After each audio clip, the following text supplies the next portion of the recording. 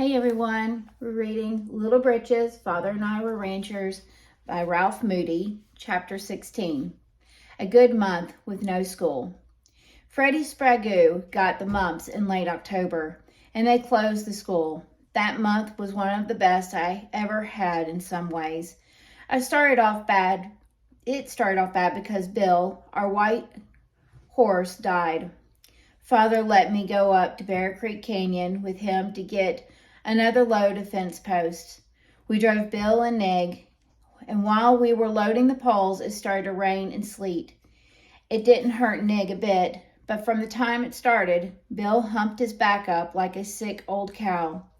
He had to stop and rest him so often that we didn't get home till long after dark, and that night he died in spite of all the doctoring Father could give him. Mother wouldn't let us quit studying just because the schoolhouse was closed. So as soon as the supper dishes were washed, we had to get our books out. One evening, Fred and Bessie Altland came over to play whist with Father and Mother before we had our arithmetic done. So we sat and talked till we got through using the table. Fred said, "For God's sakes, Charlie, don't you know me well enough to let me lend you a horse? And could you do me a favor by taking that 3-year-old I bought at the auction and gentle breaking him for me this winter?" "Fred, I couldn't expect a brother to do the things you've already done for me and my family." "No, Fred, I can't take your colt. My record for losing horses must be the worst in the country, 50% in a year." Fred slapped his leg and laughed when Father said that. Then he said, "Those nags were 90% dead when you got hold of them. A man's just throwing his money away to buy that kind of plugs. They eat just as much as good horses, and you can't get any work out of them. I'm bringing the colt down in the morning." Fred brought the big bay colt right after we got done eating breakfast the next morning. He was a beauty, but Father wouldn't let me go near him at first. He tied me up at the far end of the barn and gave him 2 quarts of oats morning and night, while Nig and Fanny only got peas, vines and all. The day after we got the new horse, Father and I went to Fort Logan with the box wagon. Fanny took Bill's place, but she didn't like it a bit. I guess she had forgotten all she had learned in the spring about working double. She slammed and banged around and threw herself down a couple of times before she decided she was going to have to do it. And all the way down to the fort she danced and pranced like a 2-year-old. We did our trading with Mr. Green in Logan Town. He had the only general store, but there were 9 saloons and a post office beside the depot. Father had brought a couple of little bags to show Mr. Green. One was beans and the other was peas. There was quite a lot of little beans among them because they didn't get enough water when they needed it, and some of them were kind of black where the frost had hit them before they were ripe. Mr. Green looked both samples over, and he said he didn't think he could handle many of the peas, but he'd take all the beans he had in trade if they were hand-picked, so that we only brought him the full-sized white ones. Mr. Green and Father talked a long time while I was looking around the store at all the things I hoped we would be able to trade for our beans. Then Mr. Green went into his back room and rolled out 3 empty barrels. While he was gone to roll out a barrel of flour, I smelled of the empty ones. 2 of them had vinegar in them, and the other one molasses. I ran my fingers in through the bunghole of the molasses barrel, and there was still some in there. It tasted good. You never saw so many groceries as we got that day. Besides the barrel of flour, there were 100-pound sacks of cornmeal, sugar and salt, 10 pounds of seeded raisins, cream of tartar, rice, soda, and saltpeter, and a pound of baker's chocolate. It seemed we would have enough stuff to keep us fed even if winter lasted till June. That night, excuse me, after supper, Father and Mother talked about peas and beans and did arithmetic problems on the other side of the table from where Grace and I were doing our homework. Father was telling Mother how many square feet of ground he pulled the bean vines from to get the sample for Mr. Green. And the same thing about the peas. First, she borrowed Grace's arithmetic book to find out how many square feet is in an acre. And after that, she got her marked cup and measured each sample. Then she figured and figured and figured. When she was all done, I could tell that both she and Father were the happiest they had been since we came to the ranch. She had all the answers down on the sheet of paper and said, "Charlie, we're going to be a lot better off than I ever thought we could be when I saw the leaves on those poor plants curling up in the summer. If I didn't make any mistakes in my figures, and I'm sure I didn't, we'll have 160 bushels of beans and 180 bushels of peas. Supposing that 30 bushels of the beans are small ones, which will only bring 4 cents a pound, and that 30 bushels are frosted and will only be good for pig food. That would leave 100 bushels of good ones. At 5 cents a pound, our share will be worth $186, and that if there are 60 pounds in the bushel. You know, practically all the beans of the variety we have are used for soup, so it doesn't make a particle of difference if some of them are small. They should all bring the same price. Let's say that will be 4 cents a pound. Our half should bring in $192. I can't see any reason why we shouldn't be able to afford a good horse like Fred Altland's." Right after breakfast the next morning, Father hooked Fanny to the buckboard, and Mother took all the other youngsters to Englewood to buy stockings and underwear and things. I had a day's work helping Bessie Altland pick apples, so I left before they did. We picked bushels and bushels of apples, and when Bessie took me home, just before supper, she helped me put 2 bushel basketfuls on the buckboard for us. As we came near our house, I could see what looked like 3 big white sacks of grain hanging from the crossbar at the back of our barn. I jumped off while the bays were making their circle in our yard and ran around the barn. Our 3 biggest pigs were hanging there dead, with all their hair scraped off them. It kind of startled me at first, and I guess Father noticed it. He came right over and bent down on one knee beside me. Then he put his arm around my shoulder and said, "There isn't a thing to be afraid of or to feel bad about, son. The only time to feel sorry for anything or anybody that dies is when they haven't completed their mission here on earth. These pigs' mission was to get big and fat so as to make food for us. They have done a good job of it, and their mission is completed. And I want you to know this. I want you to know this.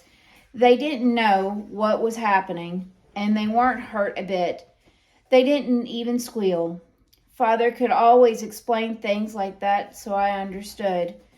Everybody worked on the pork that next day.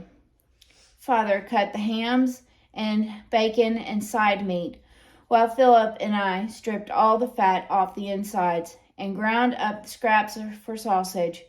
Father made a separate pile of the leanest scraps, and we ground them for mincemeat. Mother and the girls were just as busy in the kitchen as we were outside. They rolled all the sausage into little cakes the size of a turkey egg, fried them slow, and packed them away in stone crocks. Tried out all the lard and made the livers and hearts into sausage. Then they chopped apples and made the mincemeat.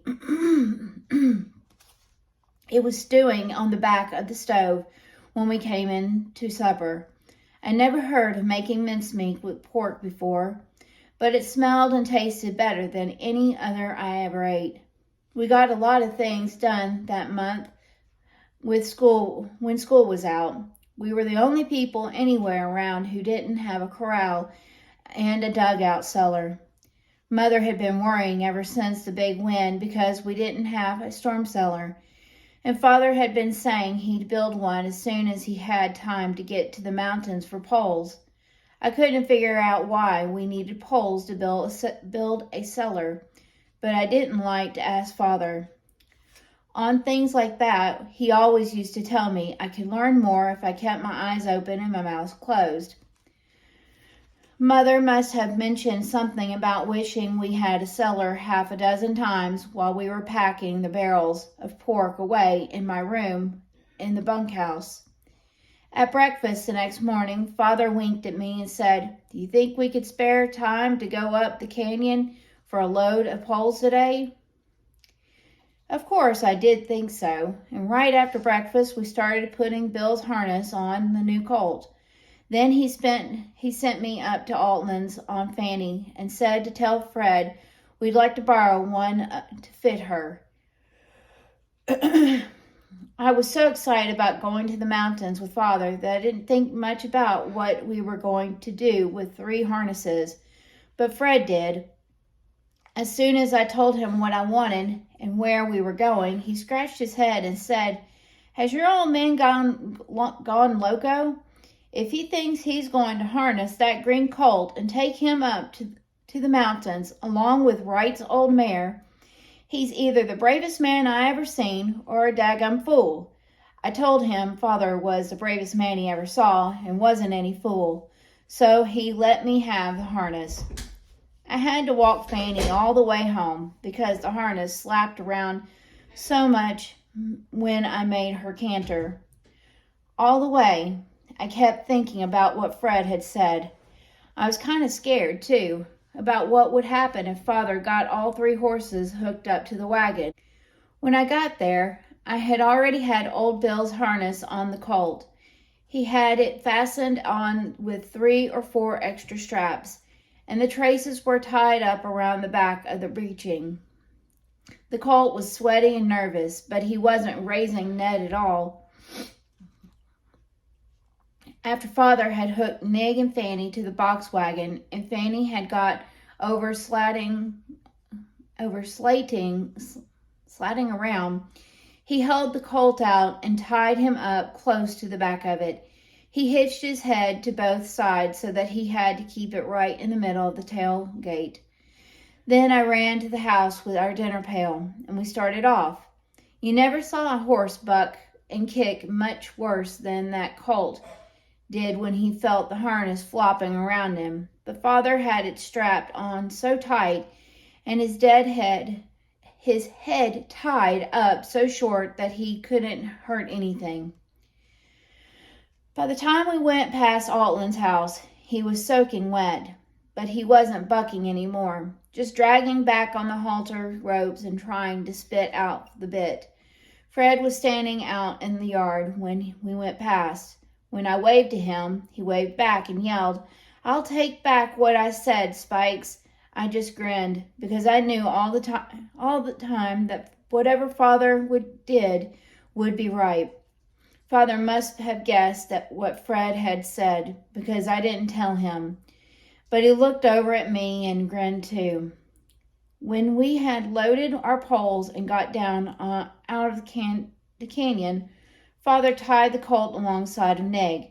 That time, he fastened a strap from the colt outside trace over onto Neg's breeching so that he couldn't swing his hind end around sideways.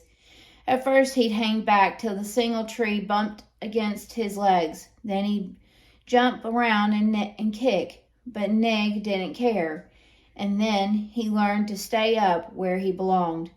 Father unhitched Fanny after we got home, and while we still had the load of poles on the wagon, he unhooked the colt in her place. By that time, he was used to the harness, and I guess he was a little tired, but he hardly made a bobble. In half an hour, he was pulling like an old horse. He hauled poles for 3 days and took the colt with us every day. After the first one, Father put him in Fanny's place just as soon as we got down out of the canyon, and from then on he behaved better than Fanny did. Before he started hauling poles, Father had dug a little ditch around a patch of ground in the backyard. He made a trough that ran out there from the well, and every morning and night it was my job to pump the ditch full of water. It was 3 days. The ground had softened up in good shape. So we borrowed Carl Henry's slip scraper and started digging our cellar. I had learned how to ease a horse up into the collar for a hard pull while we were stacking hay. Father hitched Nig and a new colt to the scraper and let me drive him while he held the handles. If I didn't start the team real easy when Father raised the handles of the scraper, the cutting edge might catch and throw him up under the horse's heels.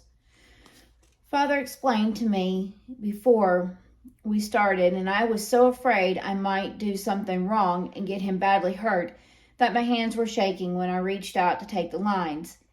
He wouldn't let me take hold of them. He said I'd have to stop a little while and get my mind straightened out, because a horse could tell through the feel of the reins if the person driving him was afraid. Then I told him I had already proved I could make a horse do what I wanted it to, so there was no reason to be afraid now. It made me proud to hear him say that, and when I reached out for the lines again, my hands were steady. I wrapped the reins around them and called, "Get up!" with my voice as deep in my throat as I can make it go. He scooped out a hole nearly as big as our kitchen, while Father dug the corners out square with a pick and shovel. I peeled bark off the poles with his draw knife. It took 5 days to build the cellar. After the hole was dug, we cribbed the walls up with poles like a log house. We made the end walls half round at the tops and then laid poles across to make the roof. Grace and I stuffed all the cracks on the outsides of the walls and roof with straw, while Father made the door and the steps. Then we hitched up the horses and, with the scraper at the end of the long rope, filled dirt in tight around the sides and over the roof till it looked like a little hill with a trap door in it. The next week I peeled poles while Father built them into a corral. It was a good one, with a 6-pole fence 5 feet high. Father set a big high post for the gate to swing on. Then he made the gate out of slim poles with the butt ends toward the hinges, and a guide wire running from the top of the post to the lighter end of the gate so it could never sag. While we were building it, I got thinking how lonesome our little house had looked to me, sitting out there on the prairie, when I had first seen it from the hill by Fort Logan. When the last nail was driven and the hasp was put on the gate, I got Father to let me put Nig and the new colt and our 2 cows in the corral. Then he let me take Fanny and ride up that hill again, so I could look at our place and see how much it looked like a real ranch now.